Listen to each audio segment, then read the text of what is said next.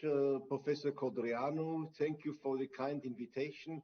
Thank you for the kind words. It's a pleasure to be with you, even though we cannot shake hands, but at least seeing you is a pleasure. And it really reminds me also of the wonderful times that we had over the last years at many occasions, not only in Romania, but also at other meetings, including the recommendations meeting where you have so actively participated and contributed. Now, as we all know, and this is my disclosures, the EULAR recommendations have been for the first time developed in 2010. And we knew already in 2010 that the evolution in the field of rheumatology in general and rheumatoid arthritis in particular is so fast that there will be updates necessary. Now, bear in mind that when the American College of Rheumatology in 2008 published their management recommendations, they did not speak about remission, they did not speak about treatment target, they didn't speak about treat to target. So the first time these aspects were brought into the focus of rheumatologists was with these EULAR recommendations in 2010. Subsequently, the ACR also embarked and included remission and treat to target principles, which is very good because we have to be aligned in these respects across the globe. Every 3 years we have updated, and the last update was done in 2010. And the 2019 update looked at published evidence published since the year 2016. And just a few months ago in June, for the EULAR Congress, the updated recommendations were published, and they are based on two excellent systematic literature reviews, one by Andreas Kerschbaumer from our unit on efficacy, and one by Alexandro Cepriano on safety. And these were the basis of the deliberations. We had a large task force. The task force comprised of almost 50 people. We had 3 patients, Martin de Witt is here, and 2 other patients are down here. We had health professionals, we had people from Immunet, with many people from Europe, but the wonderful thing about EULAR is that the executive committee since 2016 was also willing and supporting our suggestion to include also non-European rheumatologists. So we now have, since the last time, we have people from Australasia, we have people from Latin America, and we have people from North America, which expands the scope and the information that we can gather. So why do we need at all recommendations? Aren't we all rheumatologists who know the field, who know the drugs? And do I need recommendations like these? Do you need recommendations like this? Well, you know, we may or may not. But why do we develop recommendations? Because we have many efficacious drugs. We have 4 conventional synthetic DMARDs available today. We have 5 modes of action of biological agents with many TNF inhibitors, including biosimilars. You just had a talk on biosimilars, anti-CD20, co-stimulation blockade, anti-IL-6 receptor antibodies, which were expanded by sarilumab, and weak but available anakinra, an IL-1 receptor inhibitor. And we now have 5 targeted synthetic DMARDs approved for rheumatoid arthritis. When we developed the recommendations, filgotinib wasn't approved yet. This happened just a few weeks ago. Upadacitinib wasn't approved yet. And aside from these drugs, we have therapeutic strategies, treat to target, and definition of the target. And all this needs to be brought together because with so many available options, to see a summary of the current evidence may be helpful for many rheumatologists, not all, but for many rheumatologists, and especially also, and we shouldn't forget that other stakeholders, such as payers, such as hospital administrators, that's very, very important, and we will see in a minute why I mean that this is important.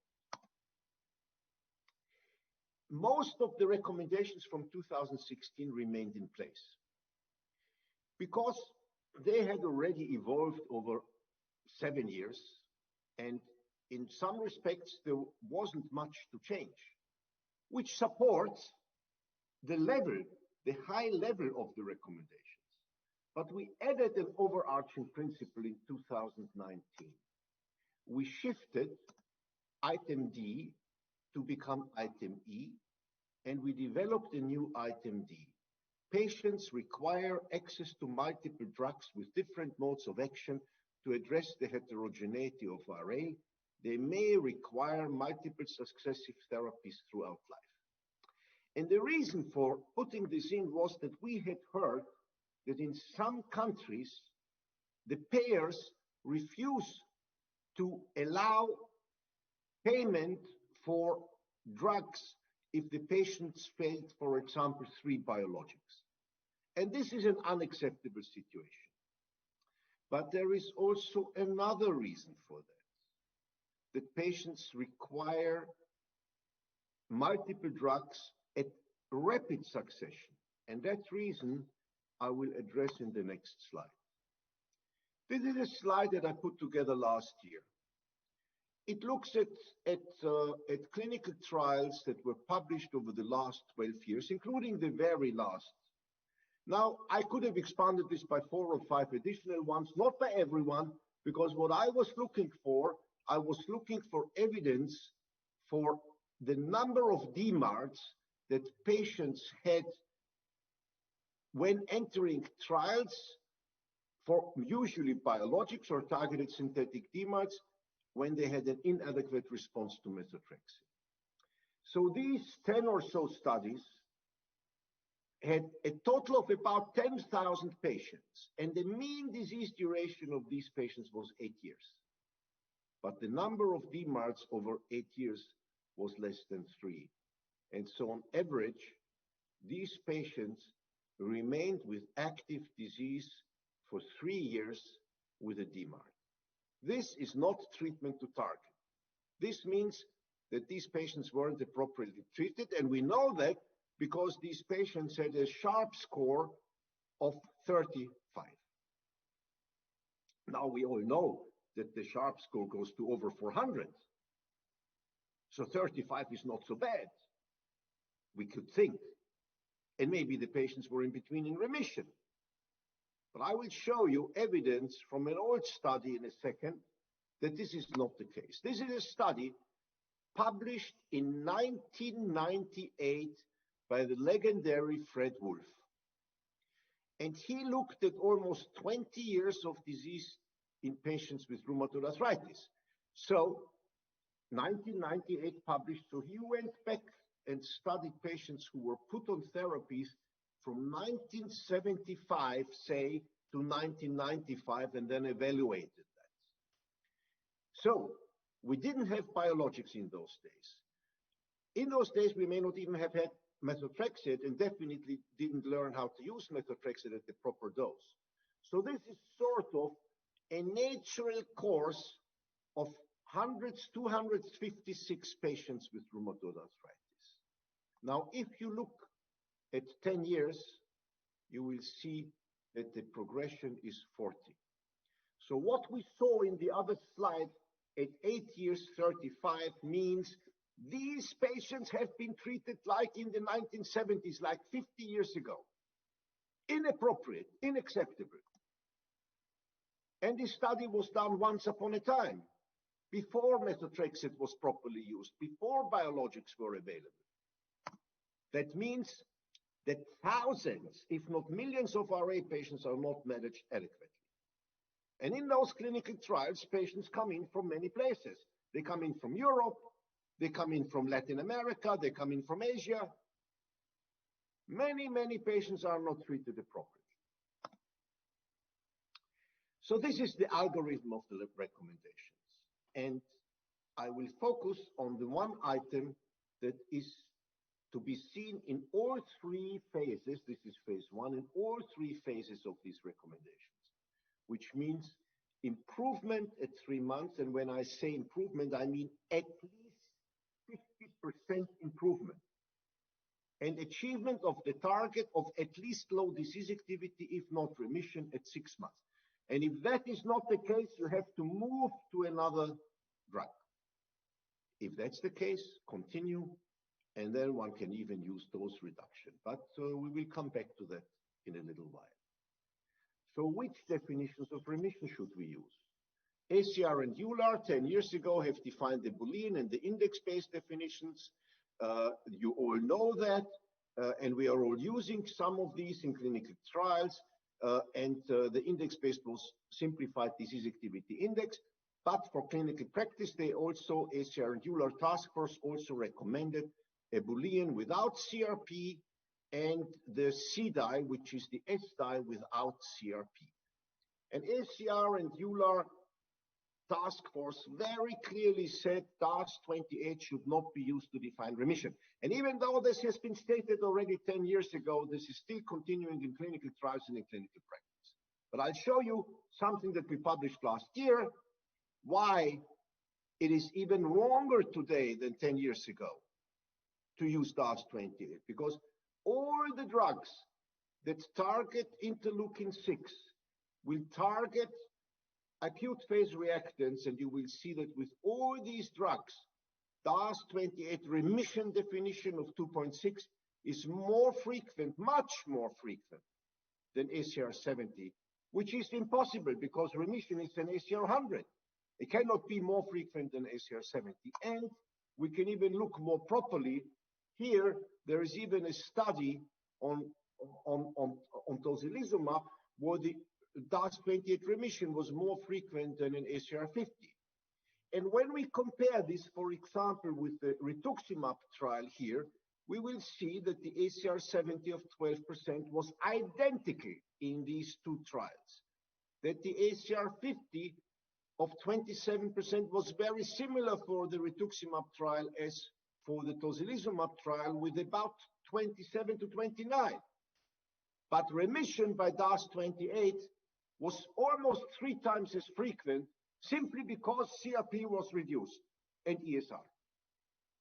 Had nothing to do with clinical improvement. So we are misled by the DAS 28 due to the formula that it has. Remission defined by DAS 28 misleads clinicians, trialists, and regulators. This is not remission. And regulators, the regulators don't listen. The regulators, this is very, very bad that they still use the DAS 28 in clinical trials. But I spoke now about clinical remission. So one of the problems is that people use DAS 28 to define clinical remission, which, as I showed you, is fallacious. But other people say and hammer, boom, boom, boom, into our heads that imaging remission is important. Now, there were 2 trials, one from Norway and one from Glasgow, showing that sonographic remission is by no means better than clinical remission in terms of overall outcome, function, structure, but has more costs and more side effects. But now, very recently, last year, there was an MRI remission paper. And when you look at that, in red, you see the imaging target, the MRI. In blue, you see the clinical target. There was no difference in remission rates, clinical remission rates. There was no difference in X-ray, even though imaging remission, MRI remission was used here. However, there were 3 times as many serious, not regular, serious adverse events, and 25 times as much costs. Unacceptable. Unacceptable. Forget sonographic or imaging remission.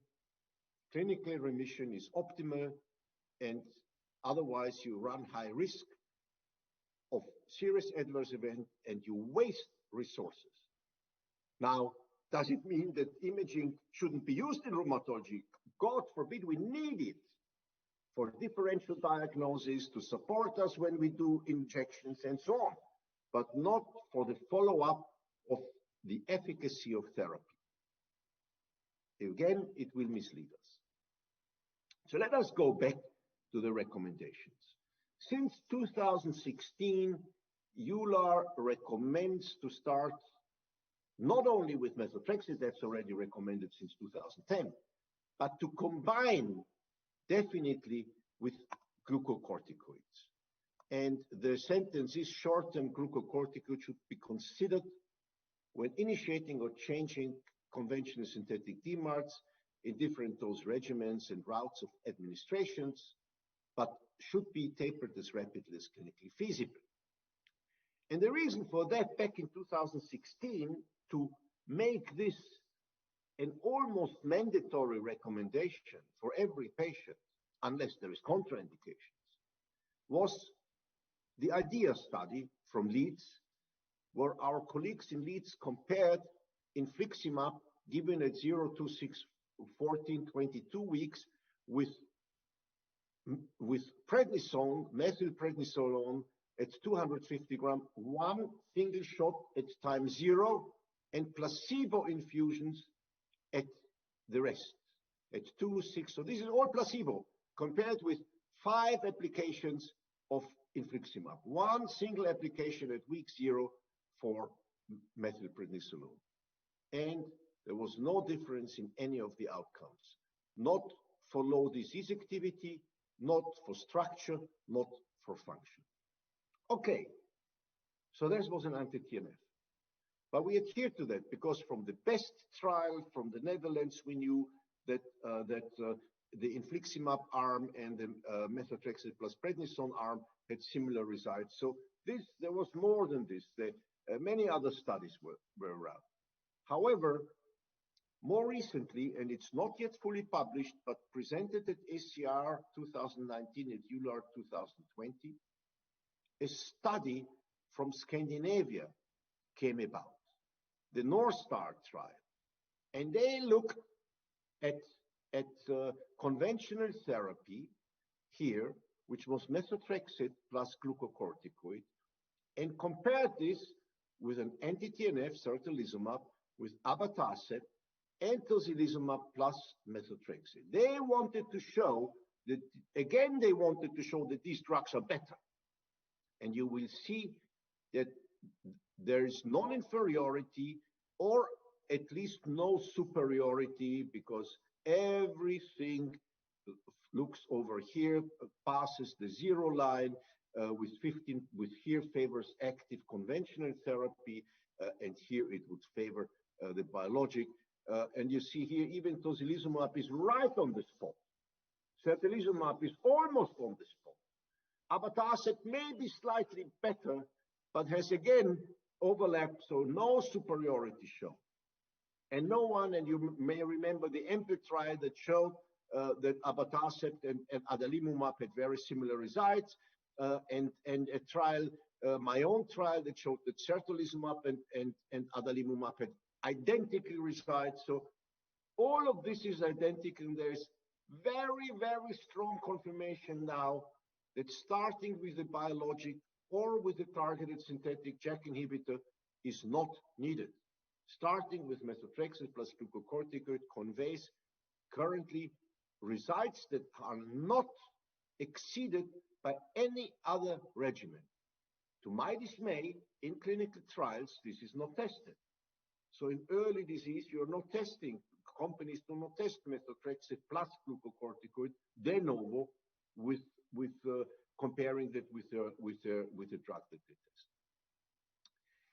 Now, there is another point here which we have changed. Is the treatment target not, if the treatment target is not achieved with the first conventional synthetic DMARD strategy, when poor prognostic factors are present, a DMARD or a targeted synthetic DMARD should be added. Now, last time we had current practice would be to start the biologic, and this has changed. We've eliminated this because we now have sufficient data on safety and long-term efficacy for several of the agents, and we have even new drugs available. Now, over the last year, a task force, an international task force, put also points to consider for the treatment of immune-mediated inflammatory diseases with Janus kinase inhibitors, a consensus statement, which is in press currently, and as you can see here, this is already the Galli proofs.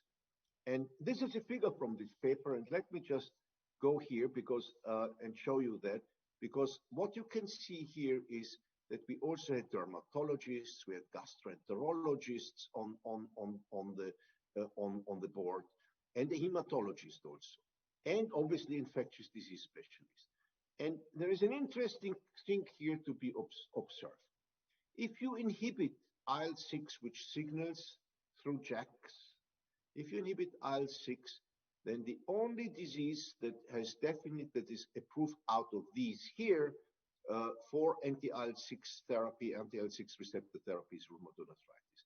Not psoriatic arthritis, doesn't work there well, not axial spondyloarthritis, not IBD, not psoriasis.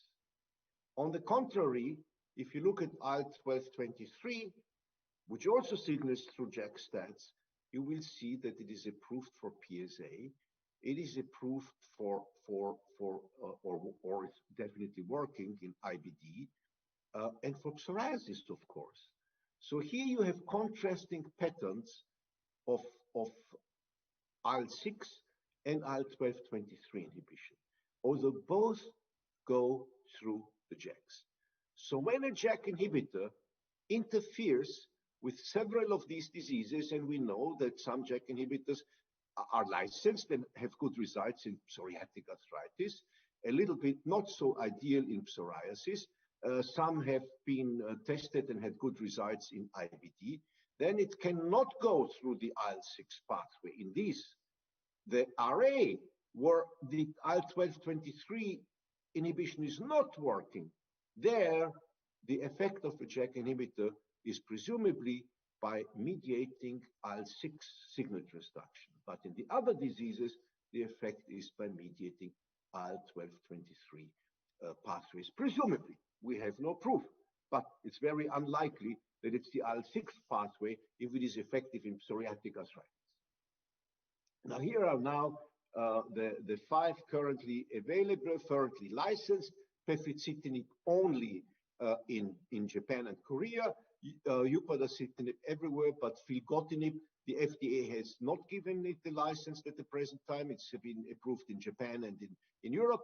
And here you have the selectivity and which of the agents, based on the selectivity, the clinical, this is taking into account the clinical selectivity.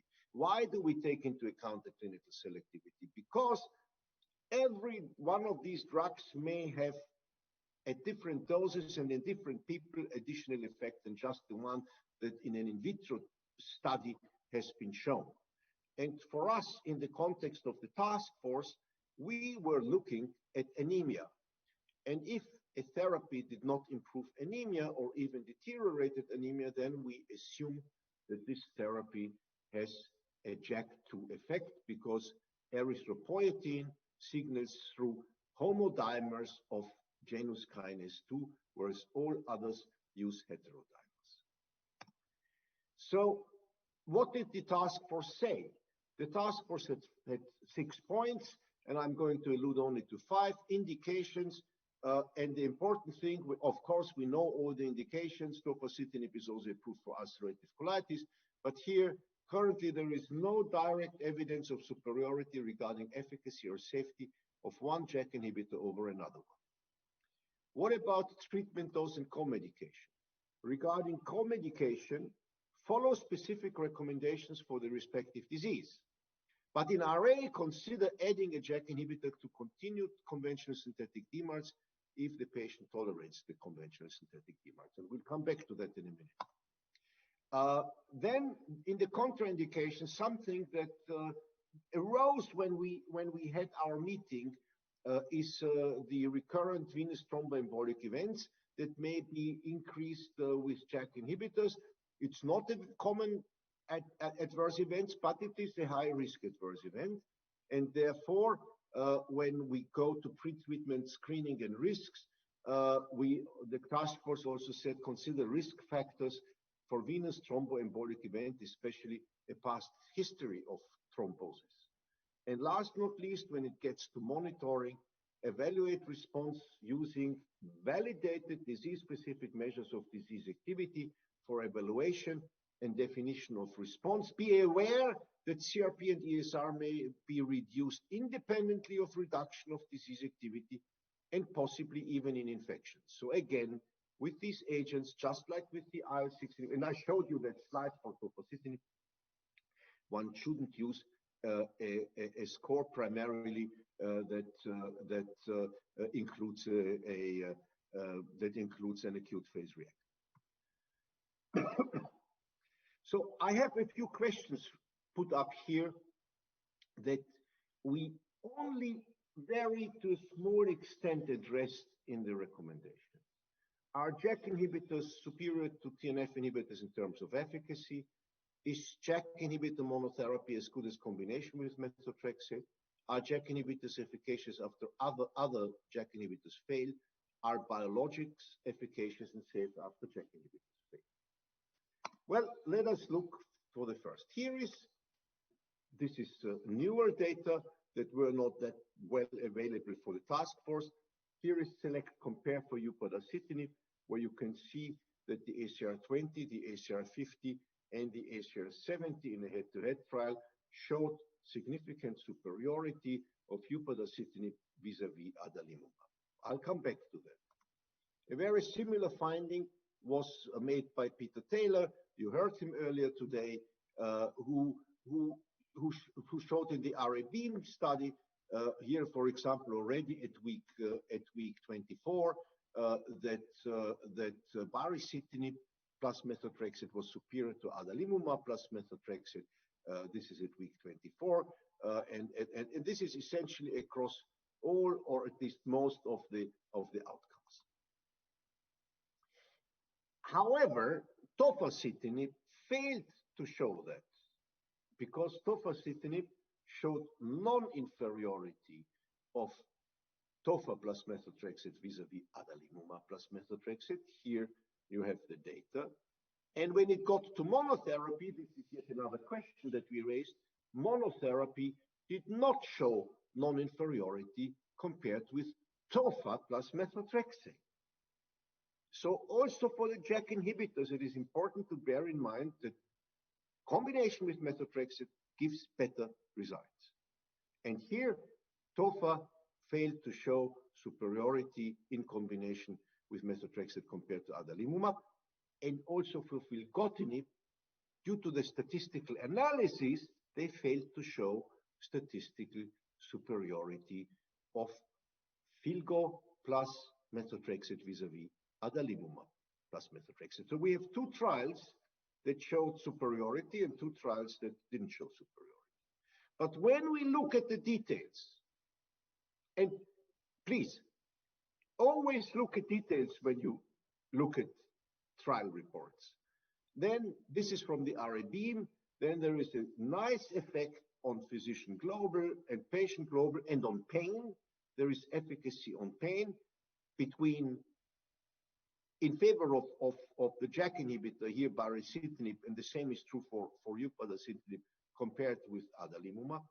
But when it gets to the inflammatory joint counts, swollen joint counts, or tender joint counts, at no point in time is there a superiority of the JAK inhibitor compared with the adalimumab. And so this is why EULAR very clearly stated it may not be that clinically important, these differences that we saw with ACR 20, 50, 70, and we did not feel, the task force decided with a large majority that currently we cannot conclude that JAK inhibitors are superior to biological DMARDs.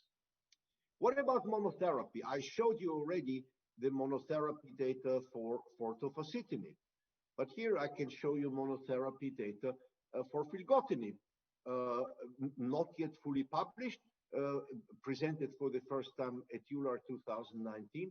And as you can see, compared with methotrexate monotherapy, the 200 milligram plus methotrexate and the 100 milligram plus methotrexate were statistically significantly superior, but the monotherapy at 200 milligram was not for the primary endpoint of ACR20.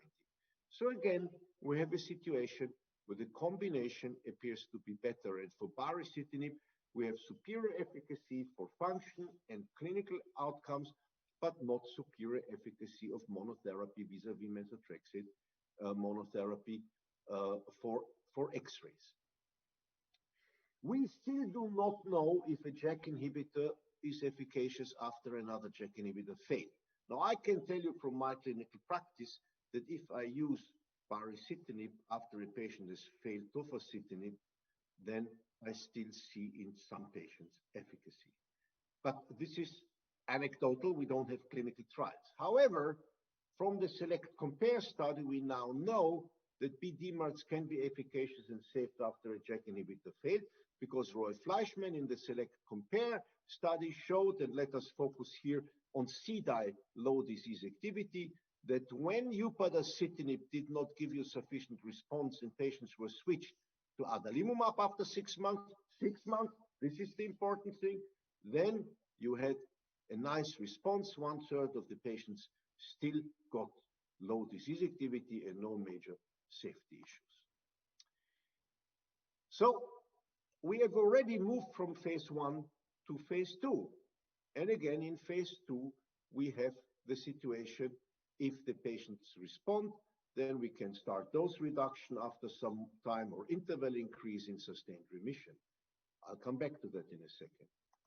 And if the patients fail, then you can go to another biologic or a JAK inhibitor.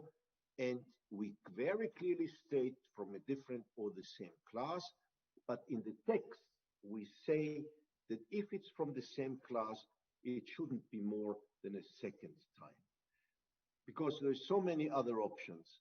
And there's people who say, no, we have to switch to another class, to another mode of action. Others say, well, if you have used a second time the same mode of action, you know that this mode of action doesn't work. You can hook it off. Both aspects have validity, have a value, and this is more or less a gut feeling for each of us how to do it. And in particular, if the patient doesn't respond at 3 months, by at least 50%, forget the drug. You can make all these decisions at 3 months. Now, bear in mind, I told you at the very beginning that we have 5 TNF blockers. We have 5 other drugs among the other biologic mode of action, which is 10. And now we have 5 JAK inhibitors, or at least 4 in Europe. So we have 14 drugs, plus methotrexate, plus leflunomide, plus sulfasalazine. So we can switch back and forth for a long time if the patients do not reach the target. I said before that if the patient reaches the target, one should continue until the target is stable, sustained, low disease or sustained remission, and then one can reduce the dose, as has been done in the baricitinib, for example, step-down study from 4 to 2 milligrams. A few patients flare, they regain, 90% of them regain the previous state when increasing, or interval increase, as has been shown by Bruno Fautrel, that one can expand the interval of tocilizumab and of adalimumab and of other agents, etanercept and of other agents. However, there are some people who say, well, you know, now the patient is stable, now we'll take away the conventional synthetic DMARD, the methotrexate. I will leave my patient on the biologic or on the targeted synthetic DMARD. That question was addressed, and it's always nice to see how nice studies our colleagues from the Netherlands do. That question was addressed by Van Mulligen and co-workers. What they did here was, in patients with stable, good outcome, they randomized patients to taper the conventional DMARD, such as methotrexate, or taper the anti-TNF.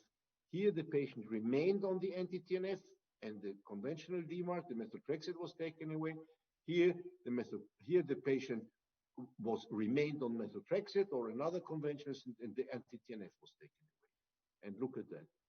No difference whatsoever. If anything, at 12 months, the taking away the anti-TNF led to numerically more flares. But this is a play of chance. However, bear in mind that 40% of the patients flare. 30 to 40% of the patients flare. And this is while the EULAR recommendations say we should not stop the drugs, but rather reduce the dose.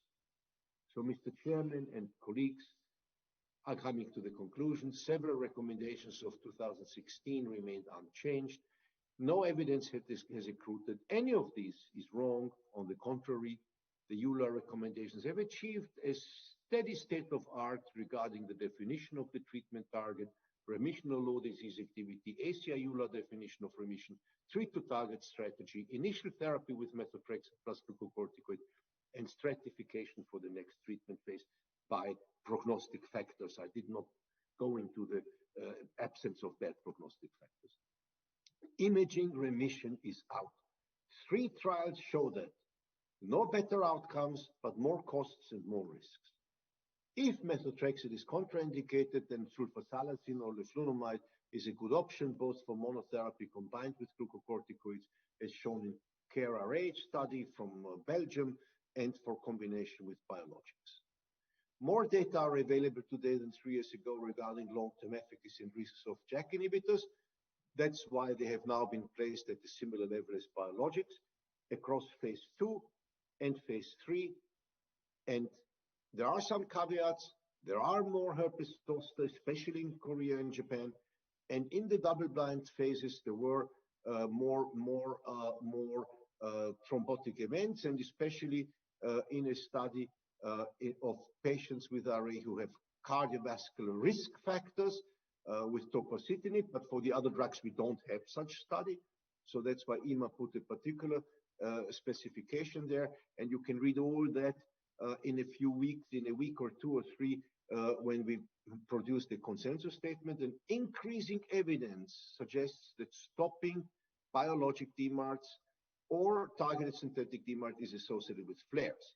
More flares than reduction of dose. Therefore, dose reduction and interval increase should be done, but only in sustained. We recommend stringent remission, not as in clinical trials, also low disease activity, stringent remission, and then cautious withdrawal may be done. There is no reason to stop or reduce the conventional synthetic DMARDs while continuing the biologic or JAK inhibitor.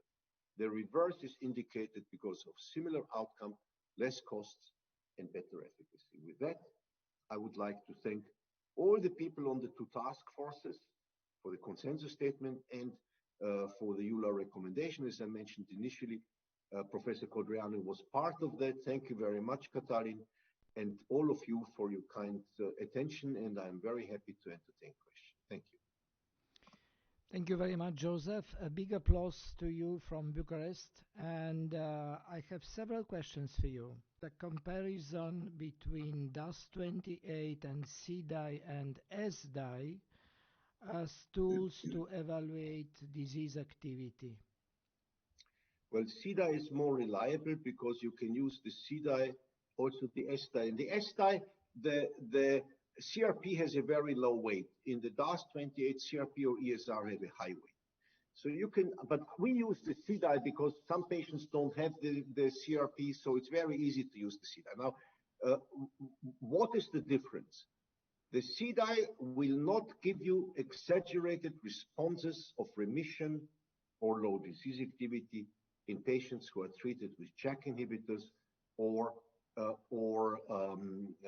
IL-6 receptor blockers. And even with TNF inhibitors that may occur. So in principle, we use the CDAI, and the CDAI has stood the test of time. It is approved by ACR and EULAR. If you are in CDAI remission, you are in very stringent remission, not as stringent as Boolean, but a good outcome, and you stop progression and you maximize physical function. We've shown that repeatedly. Second question could you please comment on new treatments? And the question is mentioning in particular mavrilimumab. Well, mavrilimumab is a very interesting compound. I didn't point out, but in the figure that I showed you from the consensus statement, we have GM-CSF as a cytokine in there because that also signals through the JAKs, also JAK2 homodimers, but there is good efficacy data and decent safety data from phase 2 trials, but we have no phase 3 trial at the present time. I don't know if the phase 3 trials are ongoing. In my view, it is a promising agent, but you know, some companies say, well, the arena is already dense, and now that the JAK inhibitors are here and also can interfere with the GM-CSF pathway, I don't know if the phase 3 is going on. But it may be going on, and I would wish it goes on because I think that this could be a valuable compound. Another question, could you please share some comments about efficacy of sarilumab? Is it the same as tocilizumab? Yes, very similar efficacy, very similar results, yes. Okay, and one more question. During the pandemic, we are not able to see in hospitals or in our private practice patients. How do you manage this lack of interaction with the patient just to get a clinical evaluation? Well, you know, we all have learned through the pandemic that it is not easy to have patients come to the hospital, and patients also very frequently are afraid of coming to the hospital. But there is two things that need to be mentioned. First of all, telemedicine is good if patients are stable. We can interact by phone or by Skype or whatever with the patients and see the patients briefly, and we can interact. And if they're stable, that's fine. If they're very active, we have to make sure that we can see them still in the clinic. Now, regarding rheumatic diseases and COVID-19, with the increasing number of papers that have been published, especially also in the annals, there seems to be that there is no evidence that either rheumatic disease patients, including rheumatoid arthritis, including lupus, are at higher risk of contracting COVID-19, nor that the therapies, except for chronic higher dose use of glucocorticoids, increase the risk of severe disease. It is essentially just like with all other patients or individuals who contract COVID-19. If you have multiple comorbidities, you are at higher risk. But that goes beyond the question. The answer is, if the patients are active, we need to see them, and we must make one important aspect here, and that is some patients. There was a letter by Montecucco in the annals, and that letter suggested that compared to previous years, they have seen a few patients who became blind because they did not go to the hospital with giant cell arteritis. So we need to make sure that patients understand they need to interact with us, even if by phone, so that those that need us urgently can bypass all restrictions that we currently have. But otherwise, telemedicine for stable patients is fine. Okay, you have one more. What's your usual recommended schedule of vaccinations for patients having rheumatoid arthritis, obviously? It's the regular vaccination as provided by the regulatory authorities in the country. And of course, we vaccinate we recommend, I can't force a patient to vaccinate, but we recommend the patients to vaccinate every year flu. We recommend patients to vaccinate for pneumococcal. So that's two, and the rest is refresh.